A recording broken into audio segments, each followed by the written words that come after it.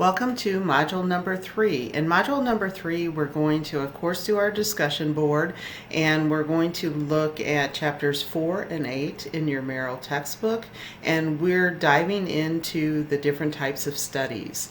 And when we're looking at epidemiology, it's foundational that we know the types of research that's being done, the types of studies, and statistical analysis, so that we can truly read and gain information from those epidemiological studies. And this is going to set the stage for your upcoming critique as well. So each of these factors are building so that you can successfully apply epidemiology concepts in your practice, and to help you to discern the most valuable information that's out there. So it's really important not only that we know what it is, but we know how to analyze the studies that are done, and knowing what really makes up a good study, and that studies are done in the context, or the method of study is appropriate for the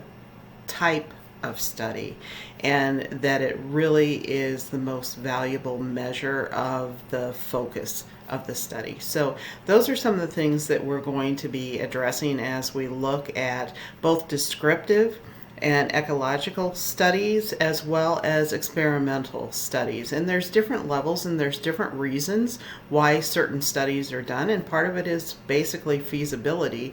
The other is that sometimes we need to have foundational information before we can refine things to go to that higher level as far as experimental studies. And when we're looking at, very honestly, humans, it's very difficult to do true controlled studies because there's so many variables and confounders with the experience of being human.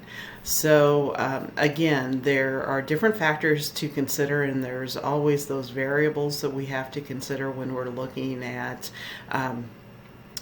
experimental studies, as well as looking at the population, what makes up the population, whether it's a like population, those types of things.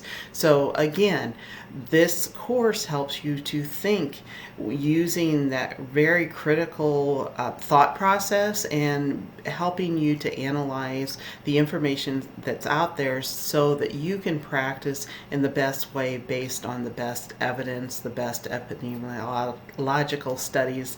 That's a mouthful. So anyway, if you have any questions or concerns, let me know, but I look forward to our discussions.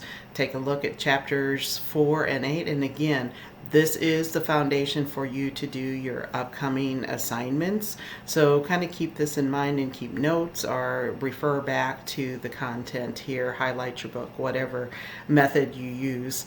So if you need anything from me, please let me know, but there are some really very simple overviews that will help you, and sometimes it's good to have a valuable visual as well, as far as discerning the different types of studies, and a brief explanation. So that's why I included a YouTube for you as well. So take care, and let me know if you need anything.